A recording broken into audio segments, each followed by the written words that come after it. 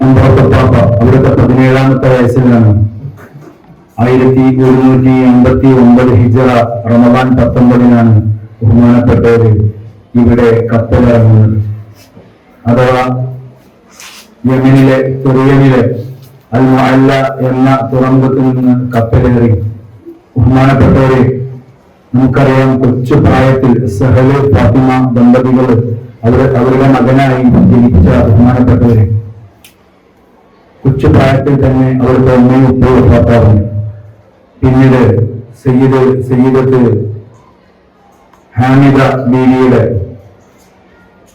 അവരുടെ അമ്മായിയായ അവരുടെ നേതൃത്വത്തിലാണ് ബഹുമാനപ്പെട്ടവര് വളരുന്നത്. ഹമീദ ബീവി, ആ സഹോദരിയായ ഹമീദ ബീവിയാണ് അഥവാ ഇത്താത്തയാണ് ബഹുമാനപ്പെട്ടവരെ വളർത്തുന്നത്. അങ്ങനെ അവിടെ നിന്ന് അമ്മാവന്മാരെ കുറിച്ച് ബഹുമാനപ്പെട്ട സയ്യിദ് ഹസൻ ജിഫിരി തങ്ങൾ, അതുപോലെ തന്നെ സയ്യിദ് മുഹമ്മദ് ജിഫിരി, അവരൊക്കെ വളരെ ചെറിയ പ്രായത്തിൽ തെറിയിൽ നിന്ന് നമ്മുടെ കേരളത്തിലേക്ക് വന്നിട്ടുണ്ട്. ആ തെറിയിൽ നിന്ന് കേരളത്തിലേക്ക് ഇസ്ലാമിക പ്രബോധനത്തിന് വന്ന അവരെ കുറിച്ച് ഈ സയ്യിദത്ത് ഹമീദ ബീവി കൊച്ചു പ്രായത്തിൽ തന്നെ ബഹുമാനപ്പെട്ട മമ്പറത്ത് പാപ്പയെ പരിചയപ്പെടുത്തി കൊടുത്തിരുന്നു. അതുകൊണ്ട് തന്നെ തന്റെ അമ്മാവന്മാരുടെ വഴി ഞാൻ ഇസ്ലാമിക പ്രബോധനത്തിന് ഇറങ്ങുകയാണ് എന്ന് പറഞ്ഞിട്ട് ബഹുമാനപ്പെട്ടവർ നമുക്കറിയാം വളരെ കൊച്ചു പ്രായത്തിൽ 9 വയസ്സായപ്പോഴേക്കും ഖുർആൻ മനപ്പാടമാക്കുന്നുണ്ട്.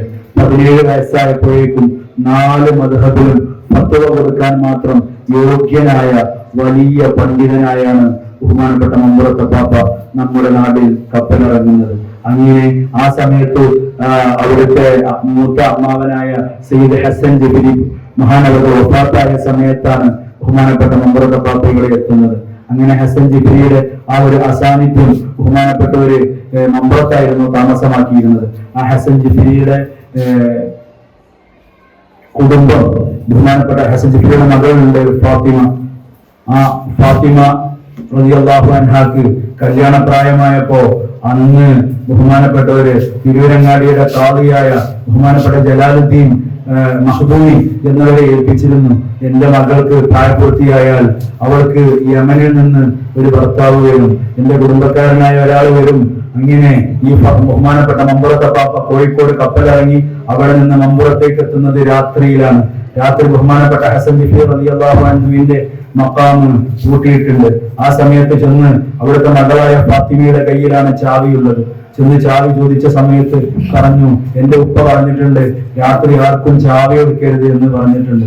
എന്നാല് യമനിൽ നിന്ന് ഒരാളെത്തും, അയാൾക്ക് ചാവി കൊടുക്കാമെന്നും പറഞ്ഞിട്ടുണ്ട്.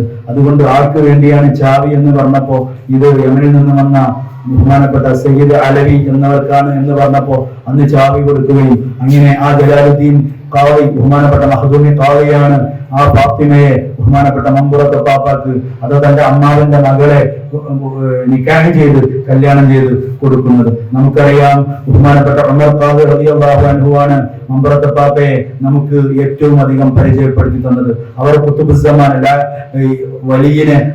ഔലിയാക്കൾക്ക് മാത്രമേ തിരിച്ചറിയാൻ കഴിയുള്ളൂ. അതുകൊണ്ട് തന്നെ ബഹുമാനപ്പെട്ട ഇന്ന് ഒരുപാട് ഖുതുബുസ്സമാനുമാര് തടഞ്ഞിട്ട് നമുക്ക് നടക്കാൻ വയ്യാത്ത സാഹചര്യങ്ങളാണ് നമ്മുടെയൊക്കെ നാടുകളിലുള്ളത്. എന്നാൽ ഖുതുബുസ്സമാൻ എന്ന് ബഹുമാനപ്പെട്ട മമ്പുറത്ത് പാപ്പയെ പരിചയപ്പെടുത്തിയത് ബഹുമാനപ്പെട്ട ഉമർ ഖാദി വിലംകൂത്തി റളിയല്ലാഹു അൻഹുവാണ്. ഖസീദത്തുൽ മർഫിയ അല സയ്യിദ് അലവി അൽ മൗദത്ത് ദവീല എന്ന അവിടുത്തെ മർഫിയത്തിലാണ്, അനുശോചന കാവ്യത്തിലാണ് ബഹുമാനപ്പെട്ട ഉമർ ഖാദി റളിയല്ലാഹു അൻഹു ഇങ്ങനെ പരിചയപ്പെടുത്തിയത്. അതുപോലെ തന്നെ നമുക്കറിയാം സമസ്തയുടെ സ്ഥാപക നേതാവായ ബഹുമാനപ്പെട്ട പാങ്ങിൽ അഹമ്മദ് കുട്ടി മുസ്ലിയാർ അവിടെ എഴുതിയ അന്നഫഹാത്തുൽ ജലീൽ എന്ന് പറയുന്ന മൗലിദ് കിതാബുണ്ട്. നമുക്കറിയാം കുറഞ്ഞ പേജേ ഉള്ളൂ, അതിന്റെ PDF ഒക്കെ വിപണിയിൽ ലഭ്യമാണ്. താല്പര്യമുള്ളവർക്കൊക്കെ നമ്മൾ ബന്ധപ്പെട്ടാൽ അത് വിട്ടുതരും ചെയ്യും. അതിലാണ് ബഹുമാനപ്പെട്ട മമ്പറത്ത് പാപ്പയെ നമുക്ക് ഏറ്റവും അധികം പരിചയപ്പെടുത്തി തന്നത്. ആധികാരികമായ സോഴ്സിലൂടെ ബഹുമാനപ്പെട്ടവർ മരിച്ചവരെ ഹയാത്താക്കിയ സംഭവവും, അതുപോലെ തന്നെ ഇമാമിന്റെ ഖൽബിലൊക്കെ എന്തെങ്കിലുമൊക്കെ തെറ്റായ ചിന്തകൾ ഉണ്ടെങ്കിലൊക്കെ അതൊക്കെ മൗനമായ മമ്പറത്ത് പാപ്പ തിരിച്ചറിയുന്ന രീതിയിലുള്ള അത്രമാത്രം സൂഫിയായ ആ സഫാഉൽ ഖൽബിന്റെ കൃത്യമായ ജീവിതക്രമമായിരുന്നു ബഹുമാനപ്പെട്ട മമ്പറത്ത് പാപ്പക്ക് ഉണ്ടായിരുന്നത്. അങ്ങനെ ഇവിടെ വന്നു അവിടുത്തെ അമ്മാവനായ ഹസൻ ജിഫ്രി റളിയല്ലാഹു അൻഹു തുടങ്ങി വെച്ച നവോത്ഥാന പ്രവർത്തനങ്ങൾക്ക് ബഹുമാനപ്പെട്ട മമ്പുറത്തപ്പാപ്പ നേതൃത്വം നൽകി. അഥവാ നിരവധി ഇടങ്ങളിൽ പള്ളി ഉണ്ടാക്കി, ഒരുപാട് പ്രശ്നങ്ങൾ പരിഹരിച്ചു. ജമ്മി കുടിയാൻ പ്രശ്നങ്ങൾ, ബ്രാഹ്മണര് അവർണർ തമ്മിലുള്ള പ്രശ്നങ്ങൾ, ഇങ്ങനെ തുടങ്ങി എല്ലാ വിഷയങ്ങളിലും ബഹുമാനപ്പെട്ട ഒരു പരിഹാരമായി. അവിടുത്തെ ആത്മീയപരമായ ശിഷ്യന്മാരായിരുന്നു ബഹുമാനപ്പെട്ട ഉമർ ഖാദി ഉസ്താദ് അവர்கள், അതുപോലെ തന്നെ ബഹുമാനപ്പെട്ട ഷെയ്ഖുൽ മശായിഖ് ഔക്കോയ ഉസ്താദ് അവர்கள், അതുപോലെ തന്നെ ബൈത്താൻ ഉസ്താദ് അടക്കമുള്ള ഇവരൊക്കെ സാമ്രാജ്യത്വ വിരോധികൾ കൂടിയായിരുന്നു. അതുപോലെ തന്നെ സായുധമായിട്ട് ബ്രിട്ടീഷുകാർക്കെതിരെ പോരാടിയവരായിരുന്നു ഉണ്ണി മൂസ മൂപ്പൻ, അതുപോലെ തന്നെ അത്തൻ ഗുരുക്കൾ, അതുപോലെ തന്നെ ചെമ്പൻ പോക്കർ. ബഹുമാനപ്പെട്ട മമ്പുറത്തപ്പാപ്പയെ കൊല്ലണമെന്ന് ബ്രിട്ടീഷുകാർക്ക് പണ്ടേ സ്വപ്നമുണ്ടായിരുന്നു. പക്ഷെ മാപ്പിളമാർ എല്ലാ നിലക്കും സർവാത്മന ബഹുമാനപ്പെട്ട മമ്പുറത്തപ്പാപ്പയുമായി സജ്ജരായത് കൊണ്ട് തന്നെ അവർക്ക് മമ്പുറത്തപ്പാപ്പയെ പിടിച്ചു കൊണ്ടുപോകാൻ നല്ല ബേജാറായിരുന്നു. 1184 ആ ഒരു കാലയളവിൽ തന്നെ മമ്പുറത്തപ്പാപ്പയ്ക്ക് വേണ്ടി അവർ അറസ്റ്റ് വാറന്റുകളൊക്കെ പ്രഖ്യാപിച്ചിരുന്നു. അവിടുത്തെ അത്തൻ ഗുരുക്കൾ എന്ന് പറയുന്ന അവിടുത്തെ ഉറ്റ ശിഷ്യൻ, ആ ശിഷ്യനെ കൊന്നുകൊണ്ട് ബഹുമാനപ്പെട്ട മമ്പുറത്തപ്പാപ്പ ഇറങ്ങുന്ന പള്ളിയുടെ തൊട്ടടുത്ത മാവിൽ കൊണ്ടുവന്ന് തൂക്കി മമ്പുറത്തപ്പാപ്പ പ്രകോപിതനാകാൻ വേണ്ടി. പക്ഷേ മഹാനവറുകൾ അവിടുന്ന് ക്ഷമിക്കുകയും അങ്ങനെ അവര് വളരെ റാഹത്തായ പ്രബോധന പ്രവർത്തനങ്ങളിലേക്ക്, ബ്രിട്ടീഷ് വിരുദ്ധ നീക്കങ്ങളിലേക്ക് നടത്തുകയും ചെയ്തു. അതിനോട് തൊട്ടുടനെ തന്നെ ചെമ്പൻ പോക്കർ എന്ന് പറയുന്ന മമ്പുറത്തപ്പാപ്പയുടെ ഹാദിമിനെയും കൊന്നു. ഇതൊക്കെ നമുക്ക് വിദ്യാർത്ഥികൾക്ക് പഠിക്കണമെങ്കിൽ കെ കരീമിന്റെ കേരള മുസ്ലിം ഡയറക്ടറി എന്ന് പറയുന്ന ഒരു പുസ്തകമുണ്ട്. അതിൽ വളരെ ആധികാരികമായിട്ട് ഡോക്ടർ കെ കരീം എഴുതിയിട്ടുണ്ട്. നമ്മുടെ അതുപോലെ തന്നെ മഹത്തായ മാപ്പിള പാരമ്പര്യത്തിലും ഇതേ പരാമർശം ഡോക്ടർ കെ കരീം പരാമർശിക്കുന്നുണ്ട്. വിദ്യാർത്ഥികളുടെ പഠനാവശ്യത്തിന് വേണ്ടി സോഴ്സ് പറഞ്ഞു എന്ന് മാത്രം. അങ്ങനെ ചെമ്പൻ പോക്കരെ കൊന്നു, അത്തൻ ഗുരുക്കളെ കൊന്നു. ആ ഒരു സമയത്താണ് ബഹുമാനപ്പെട്ട ഒരു സൈഫുൽ ബത്താർ രചിക്കുന്നത്. അഥവാ ബ്രിട്ടീഷുകാർക്കെതിരെ വളരെ മൂർച്ചയേറിയ വാള് എന്നുള്ള രീതിയിൽ സൈഫുൽ ബത്താർ പബ്ലിഷ് ചെയ്തു. അങ്ങനെ സൈഫുൽ ബത്താർ ഇറങ്ങിയ പാടന്നെ ബ്രിട്ടീഷുകാരെ വായിക്കരുതെന്നും പബ്ലിഷ് ചെയ്യരുതെന്നും പറഞ്ഞ് അത് നിരോധിച്ചു. അത് പബ്ലിഷ് ചെയ്ത ചില ചെറിയ അച്ചുകൂടങ്ങളെ ബ്രിട്ടീഷ് സർക്കാർ കൂട്ടിക്കുകയും അതിന്റെ നേതൃത്വത്തെ കൊല്ലുകയും ചെയ്തു. അങ്ങനെ അവിടുത്തെ മകനായ ബഹുമാനപ്പെട്ട ഫസൽ തങ്ങൾ പിന്നീട് ഈജിപ്തിൽ നിന്നാണ് സൈഫുൽ ബത്താർ പബ്ലിഷ് ചെയ്യുന്നത്. ഇന്നും സൈഫുൽ ബത്താറിന്റെ ചില കോപ്പികളും ചില ഫോട്ടോഷാപ്പ് കോപ്പികളൊക്കെ നമ്മുടെയും പലരുടെയും കൈകളിലുണ്ട്. അപ്പോ ബഹുമാനപ്പെട്ട മമ്പുറത്തപ്പാപ്പ എഴുതിയതാണ് സൈഫുൽ ബത്താർ. എന്നാൽ അത് സയ്യിദ് ഫസൽ ജിഫ്രി തങ്ങളാണ്, മമ്പുറത്തപ്പാപ്പയുടെ മകനാണ് അത് പബ്ലിഷ് ചെയ്തത്. എന്നാൽ ചില പുതിയ ചരിത്രകാരന്മാരൊക്കെ ഈ സൈഫുൽ ബത്താർ സയ്യിദ് ഫസൽ ജിഫ്രിയുടേതാണ് എന്നൊക്കെ പറയുന്നുണ്ട്. ഏതായാലും ബഹുമാനപ്പെട്ടവർ ഒരുപാട് സമരങ്ങൾക്ക്, സമയം വളരെ പരിമിതമായതുകൊണ്ട് വിഷയം മാത്രം പറഞ്ഞു പോകാൻ, മുട്ടിച്ചിറ സമരം, മുട്ടിച്ചിറ നമുക്കറിയാം, നമ്മളൊക്കെ മുട്ടിച്ചിറ നേർച്ച ബഹുമാനപ്പെട്ട മമ്പുറത്തപ്പാപ്പയുടെ നിർദ്ദേശപ്രകാരം നടന്ന ഒരു സമരമാണ് മുട്ടിച്ചിറയിൽ. ബഹുമാനപ്പെട്ടവര് അവിടുത്തെ അവർണരായ പച്ച സാധുക്കളായ ഈ സാധുക്കൾ മുസ്ലിമായപ്പോ അവർക്കൊരു പള്ളി ഉണ്ടാക്കുക എന്ന രീതിയിൽ മമ്പുറത്തപ്പാപ്പയുടെ നേതൃത്വത്തിലാണ് പള്ളി നിർമ്മിക്കുന്നത്. അവിടെ അച്യുതൻ നായർ എന്ന് പറയുന്ന ഒരു നായർ പറഞ്ഞു ആ പള്ളി ഉണ്ടായത് ഇന്റെ സ്ഥലത്താണ് എന്ന്. എന്നാൽ അവിടെ മൊയ്ത് എന്ന് പറയുന്ന ഒരു മുസ്ലിമായ ആളുടെ സ്ഥലത്തായിരുന്നു മമ്പുറത്തപ്പാപ്പ പള്ളി ഉണ്ടാക്കി കൊടുത്തത്. ഏതായാലും അച്യുതന് വരികയും പള്ളിയിൽ ആരാധന തടസ്സപ്പെടുത്തുകയും ചെയ്തു. അങ്ങനെ മുസ്ലിങ്ങളും അച്യുതൻ നായരും തമ്മിൽ കലഹം ഉണ്ടാവുകയും അങ്ങനെ അച്യുതൻ നായർ കൊല്ലപ്പെട്ടു. ആ കൊല്ലപ്പെട്ട സമയത്ത് അച്യുതൻ നായർ കൂടെ ബ്രിട്ടീഷുകാർ നിൽക്കുകയും അങ്ങനെ അന്നത്തെ കാലത്തെ കേണൽ ഷേക്സ്പിയർ, ഇതൊക്കെ കെ കരീം എഴുതുന്നുണ്ട് കേട്ടോ, കേണൽ ഷേക്സ്പിയർ എന്ന് പറയുന്ന ബ്രിട്ടീഷ് മേധാവി നേരിട്ട് സായുധവുമായി സമരത്തിലെത്തുകയും അങ്ങനെ 11 പേർ മുട്ടിച്ചിറയിൽ കിടന്ന് ഷഹീദായി. ബഹുമാനപ്പെട്ട മമ്പുറത്തപ്പാപ്പയെ ഏറ്റവും കൂടുതൽ സങ്കടപ്പെടുത്തിയ ഒരു രംഗമായിരുന്നു അത്. അതുപോലെ തന്നെ ചേറൂർ ശോതാക്കൾ, ചേറൂർ പടയിൽ ബഹുമാനപ്പെട്ട മമ്പുറത്തപ്പാപ്പ നേരിട്ട് പങ്കെടുക്കുന്നുണ്ട്. ബഹുമാനപ്പെട്ടവർ നേരിട്ട് പങ്കെടുത്ത ഒരു യുദ്ധമാണ് ചേറൂർ ശോതാക്കൾ. നമുക്കറിയാം ചെമ്മാടൊക്കെ പോകുന്നവരുണ്ടെങ്കിൽ ആ പുതിയ സീനത്തിന്റെ ബാക്കിലാണ് ചേറൂർ ശോതാക്കളുടെ മക്കാമുള്ളത്. അങ്ങനെ ഏതായാലും അങ്ങനെ നമുക്കറിയാം ആ ഒരു ഏരിയ വെന്നിയൂര് മുതൽ പൂക്കിപ്പറമ്പ് വരെയുള്ള ഈ ഏരിയ മുഴുവൻ കപ്രാട് പണിക്കർ എന്ന് പറയുന്ന ഒരു ഏറ്റവും വലിയ ജമ്മിയുടെ നേതൃത്വത്തിലായിരുന്നു ഉണ്ടായിരുന്നത്. ആ ജമ്മിയുടെ നേതൃത്വത്തിൽ ഉണ്ടായിരുന്ന 2 ദാസ്യകളായ 2 സ്ത്രീകൾ, അമ്മാളും എന്നൊക്കെ പേരുള്ള 2 സ്ത്രീകൾ മുസ്ലിമായി. ആ മുസ്ലിമായി അവര് ആയിഷയും ഖദീജയുമായി മാറി. അങ്ങനെ അവര് അതുവരെ മാറുമറക്കാതെയായിരുന്നു ഈ കുടിയാന്മാരായ ഈ സ്ത്രീകൾ പണിക്കരുടെ മുമ്പിൽ ഹാജരായിരുന്നത്. മുസ്ലിം ആയതിനു ശേഷം ഇവരെല്ലാം ശരീരം മറച്ചുകൊണ്ട് രംഗത്ത് വന്നപ്പോ നിങ്ങൾക്ക് ഇത്ര ധിക്കാരമോ എന്ന രീതിയിൽ ഇവർ ഈ സ്ത്രീകളോട് ഡ്രസ്സ് ഉരിയാൻ പറഞ്ഞ സമയത്ത് ഇവരത് കേട്ടില്ല.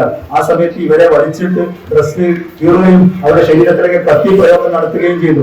ആ ചേറൂർ പട ഡോക്ടർ ഷക്കീർ ഹുസൈൻ എന്ന പേരിൽ IPVE പുറത്തിറക്കിയ ചേറൂർ പടയുടെ വ്യാഖ്യാനമുണ്ട്. അത് വായിച്ചാൽ ഈ കഥകളൊക്കെ വ്യക്തമായി അതിൽ പറയുന്നുണ്ട്. അങ്ങനെ ഏതായാലും ഈ 11 പേർ ബ്രിട്ടീഷുകാർക്കെതിരെ അല്ലെങ്കിൽ ജമ്മിയുടെ സമര വിഭാഗങ്ങൾക്കെതിരെ നന്നായി പൊരുതി. അങ്ങനെ 11 ആളുകളും 7 ആളുകളും അന്ന് അവിടെ നിന്ന് ഷഹീദായി. ആ ഷഹീദായ ആ ഒരു അവസാന വ്യക്തി ഷഹീദാകുന്ന സമയത്ത് ഒരു തലയെക്കെട്ട് കെട്ടി ഒരു കുതിരപ്പുറത്ത് ഒരാൾ വന്ന് ആ സമരത്തിനെ നയിക്കുന്നതായിട്ട് ഈ സമര നേതാക്കന്മാർ കാണുകയാണ്. അങ്ങനെ അത് ബഹുമാനപ്പെട്ട മമ്പുറത്ത് പാപ്പയായിരുന്നു. ആ മമ്പുറത്ത് പാപ്പയുടെ കാലിൽ ചേറൂർ പടയിൽ അക്രമമേറ്റു, അമ്പേറ്റു. അത് കാരണത്താൽ 1 വർഷം ബഹുമാനപ്പെട്ടവർ ആ വേദന സഹിച്ചു. അങ്ങനെ ചേറൂർ രക്തസാക്ഷികളിൽ ഒന്നാമനായിട്ട് നമ്മൾ എണ്ണുന്നത് ബഹുമാനപ്പെട്ട മമ്പുറത്ത് പാപ്പയെയാണ്. ആ ഒരു ചേറൂർ പടയിൽ നിന്നുള്ള ഒരു സങ്കടത്താലാണ് അല്ലെങ്കിൽ അന്നുണ്ടായ ഒരു അക്രമത്താലാണ് ബഹുമാനപ്പെട്ട മമ്പുറത്ത് പാപ്പ വഫാത്താകുന്നത്. അല്ലാഹു സുബ്ഹാനഹു വ തആല ബഹുമാനപ്പെട്ടവരോടൊപ്പം സ്വർഗ്ഗത്തിൽ ഒരുമിച്ച് കൂടാൻ നമുക്ക് തൗഫീഖ് നൽകുമാറാവട്ടെ. പിന്നീട് നമുക്ക് പരാമർശിക്കാനുള്ളത് ബഹുമാനപ്പെട്ട ഖുർആൻ മോഹച്ചപ്പോൾ മൂലയിൽ പാപ്പയാണ്. നമുക്കറിയാം കേരളത്തിൽ ആദ്യത്തെ പള്ളി ദർസ് വരുന്നത് താനൂരിലാണ്. ബഹുമാനപ്പെട്ട ഹബറമി അബ്ദുല്ലാഹിൽ ഹബറമി ഹിജ്റ 700-ലാണ് കേരളത്തിൽ ആദ്യത്തെ പള്ളി ദർസ് വരുന്നത്. അതിന് വ്യാപകമായ തെളിവുകളും അവിടെ കയ്യെഴുത്ത് പ്രതികളും അവിടെ ഇപ്പോഴും മസ്ജിദ് സാഹിൽ കുബ്ര എന്ന പേരിൽ താനൂർ വലിയ വളങ്ങര പള്ളി എന്ന് പറയുന്ന ഒരു പള്ളി ഇപ്പോഴും ആ ഒരു പഴയ പ്രതാപത്തോടു കൂടി താനൂർ ഇസ്ലാമിലും അറബി കോളേജിന്റെ മുന്നിലായിട്ട് സ്ഥിതി ചെയ്യുന്നുണ്ട്. അതാണ് അവിടെയാണ് കേരളത്തിൽ ആദ്യത്തെ പള്ളി ദർസ് ഉണ്ടായിരുന്നത്. അവിടെ ബഹുമാനപ്പെട്ട ഒരുപാട് നമ്മൾ നേരത്തെ പറഞ്ഞ അമർഖാദിൽ പാപ്പ, പാങ്ങിൽ അഹമ്മദ് കുട്ടി മുസ്ലിയാർ, അതുപോലെ തന്നെ കോടങ്ങേരി മുഹമ്മദ് മുസ്ലിയാർ അടക്കമുള്ള ഇരുമ്പാലശ്ശേരി കുഞ്ഞഹമ്മദ് മുസ്ലിയാർ അടക്കമുള്ള ഒരുപാട് മഹാന്മാർ, നമ്മുടെയൊക്കെ അയിമത്ത്, നമ്മുടെയൊക്കെ അസാധ്യന്മാർ, അവരെല്ലാവരും അവിടെ ദർസ് നടത്തിയവരാണ്. അവിടെ അങ്ങനെ നമുക്കറിയാം ബ്രിട്ടീഷുകാരുടെ കാലഘട്ടത്തിൽ 1921 അവിടെ മലബാർ കലാപം നടന്നു. ആ മലബാർ കലാപം നടന്ന സമയത്ത് ബഹുമാനപ്പെട്ട ഫരീഖുട്ടി മുസ്ലിയാരായിരുന്നു അവിടുത്തെ ഖിലാഫത്ത് പ്രസ്ഥാനത്തിന്റെ പ്രസിഡന്റ്. അതുപോലെ തന്നെ ബഹുമാനപ്പെട്ട കുഞ്ഞിക്കാദറായിരുന്നു അവിടുത്തെ ആമിനമാനകത്ത് ഫരീഖുട്ടി മുസ്ലിയാരായിരുന്നു ഖിലാഫത്ത് സമ്മേളനത്തിന്റെ പ്രസിഡന്റ്. അതുപോലെ തന്നെ അവിടെ കുഞ്ഞിക്കാദറായിരുന്നു അവിടുത്തെ സെക്രട്ടറി. അങ്ങനെ ഈ ഫരീഖുട്ടി മുസ്ലിയാർ, അമിൻമാനകത്ത് ഫരീഖുട്ടി മുസ്ലിയാർ ഈ അവിടെ മുഹിമ്മാത്തുൽ മുഅ്മിനീൻ എന്ന് പറയുന്ന ബ്രിട്ടീഷ് വിരുദ്ധ അഥവാ ബ്രിട്ടീഷുകാർക്കെതിരെ മരണം വരെ പൊരുതണം എന്ന് പ്രഖ്യാപിക്കുന്ന ഒരു കൃതിയായിരുന്നു മുഹിമ്മാത്തുൽ മുഅ്മിനീൻ. ആ മുഹിമ്മാത്തുൽ മുഅ്മിനീനെ പ്രസിദ്ധീകരിച്ചപ്പോ ബഹുമാനപ്പെട്ടവരെ കുഞ്ഞിക്കാദറിനെ ബ്രിട്ടീഷുകാർ തൂക്കിലേറ്റി. ഫരീഖുട്ടി മുസ്ലിയാർ മക്കയിലേക്ക് നാട് കടത്തി. ആ സമയത്ത് ഒരുപാട് കാലം നമ്മുടെ കേരളത്തിലെ ആദ്യത്തെ പള്ളി ദർസായ താനൂർ വലിയ കുളങ്ങര പള്ളിയിലെ ദർസ് മുടങ്ങിക്കിടന്നു. അങ്ങനെയാണ് പിൽക്കാലഘട്ടത്തിൽ ബഹുമാനപ്പെട്ട പാങ്ങിലൂര് അഹമ്മദ് കുട്ടി മുസ്ലിയാർ 4 ഭാഷയിൽ കഴിവുള്ള എല്ലാ മദ്ഹബിലും ഫത്വ കൊടുക്കാൻ പറ്റിയ വലിയ മഹാനായിരുന്നു പാങ്ങിൽ അഹമ്മദ് കുട്ടി മുസ്ലിയാർ. അങ്ങനെ പാങ്ങിലൂരാണ് പിന്നീട് രണ്ടാമത് അവിടെ നിന്ന് ദർസ് പുനഃസ്ഥാപിക്കുന്നത്. ആ പാങ്ങിലൂര് ദർസ് സ്ഥാപിച്ച സമയത്ത് വസൂരിയും സാമ്പത്തികമായ പ്രതിസന്ധിയും എല്ലാം ആകെ പ്രയാസായ സമയത്ത് ഉറുദു അടക്കമുള്ള പല പാഠശാലകളും തുടങ്ങി, അവിടെ കോളേജ് മെത്തേഡുകൾ തുടങ്ങി. പക്ഷെ സാമ്പത്തികമായ ഒരു കുറവുണ്ടായ സമയത്ത് ബഹുമാനപ്പെട്ട പാങ്ങിലൂര് തന്റെ ശിഷ്യന്മാരായ മൂലയിൽ പാപ്പ, കരിക്കപ്പ അവസ്ഥ അടക്കമുള്ള മഹാന്മാർക്ക് ഇജാസത്ത് കൊടുത്തു. കേരളത്തിന്റെ പല ഏരിയകളിലും നിങ്ങൾ ദർസ് തുടങ്ങണമെന്ന് പറഞ്ഞു. അങ്ങനെ ഓമച്ചപ്പുഴയിലെത്തി ബഹുമാനപ്പെട്ട മൂലയിൽ പാപ്പ അവിടെ ദർസ് തുടങ്ങി. അങ്ങനെ അവരുടെയൊക്കെ ജീവിതം നമ്മൾ വളരെ ബഹുമാനപ്പെട്ടവർ ആദ്യം ഓതി കൊടുത്തത് നമ്മുടെ പത്തുൽ മൊയ്ൻ നന്നാക്കിയ, പത്തുൽ മൊയ്നിലെ ടിപ്പണി നടത്തിയ കാര്യക്കാത്ത സെയ്ദാലി ഉസ്താദിനായിരുന്നു. സെയ്ദാലി ഉസ്താദിന് 10 കിതാബ് ഓതി കൊടുത്തു. ആ ശിഷ്യനിലേക്ക് നിന്നാണ് പിന്നീട് പത്തുൽ മൊയ്ന് തിരിച്ച് ബഹുമാനപ്പെട്ട മൂലയിൽ പാപ്പ ഓതുന്നത്. അങ്ങനെ കേരളത്തിൽ ഏറ്റവും ചുരുങ്ങിയത് മോശപ്പേരെ കുറിച്ച് മനസ്സിലാക്കണമെന്നുണ്ടെങ്കിൽ കേരളത്തിൽ ഇന്നുള്ള AP വിഭാഗക്കാരായാലും EK വിഭാഗക്കാരായാലും സംസ്ഥാന വിഭാഗങ്ങളായാലും മുഴുവൻ മേലമാകിനും ഓമച്ചപ്പുഴയുമായി ബന്ധമുണ്ട്. കാരണം ഇവരുടെ പള്ളി ദിവസവുമായി ബന്ധമുണ്ട്, കരിക്കപ്പ ഉസ്താദുമായി ബന്ധമുണ്ട്. അങ്ങനെ അവർ സ്ഥാപിച്ച ആ ഒരു വൈജ്ഞാനിക വിപ്ലവമാണ് അവിടെ ഉണ്ടായിട്ടുള്ളത്. അങ്ങനെ ബഹുമാനപ്പെട്ടവര് ആ ഒരു അഥവാ ഖുർആൻ മനപ്പാടാകാൻ സ്ഥാപനങ്ങളോ സംവിധാനങ്ങളോ ഒന്നും ഇല്ലാത്ത സമയത്ത് ബോംബെ കല്യാണിയിലെ ഇമാമായിരുന്നു ബഹുമാനപ്പെട്ട മൂലയിൽ പാപ്പ. ആ മൂലയിൽ പാപ്പ അവിടെ നിന്ന് ഖുർആൻ പൂർണ്ണമായും മനപ്പാടമാക്കി. അഥവാ അന്നത്തെ കാലത്ത് ഖുർആന് മനപ്പാടമാകുന്ന ഒരു സംവിധാനമേ ഇല്ല.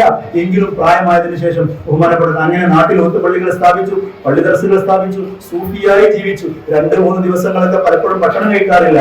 അങ്ങനെ സിയാറത്തിലും എൽമി രംഗങ്ങളിലൊക്കെ ആയിട്ട് ബഹുമാനപ്പെട്ടവർ ജീവിച്ചു. ഒരുപാട് കറാമത്തുകൾ പേരകിയവർക്കൊക്കെ വെള്ളം മന്ത്രിച്ചു കൊടുത്തത്, അതുപോലെ തന്നെ 4 ജുമുഅകളൊക്കെ ഒരൊറ്റ ജുമുഅയാക്കി മാറ്റിയത്, ഇങ്ങനെ തുടങ്ങിയിട്ട് പ്രവർത്തനങ്ങളുടെ ഈ പള്ളി ദർസുകളുടെ മതപ്രബോധന പ്രവർത്തനങ്ങളുടെയൊക്കെ ഇഷ്ടംപോലെ പ്രവർത്തനങ്ങൾ ചുരുങ്ങിയ ജീവിതം കൊണ്ട് ബഹുമാനപ്പെട്ടവര് നടത്തി. അങ്ങനെ അത്രമാത്രം സൂഫിയായ നമ്മളിപ്പൊന്ന് പള്ളിക്ലാസിൽ ഓതുന്ന നമ്മളൊക്കെ ഓടുന്ന മുഴുവൻ കിതാബുകൾക്കും അവരും അവരുടെ ശിഷ്യന്മാരെല്ലാവരും ഹിദ്മ ചെയ്തിട്ടുണ്ട്. അല്ലാഹു സുബ്ഹാനഹു വ തആല അവരുടെ ഗുരുത്വം നമുക്ക് ഇരു ലോകത്തും പ്രദാനം ചെയ്യുമാറാവട്ടെ.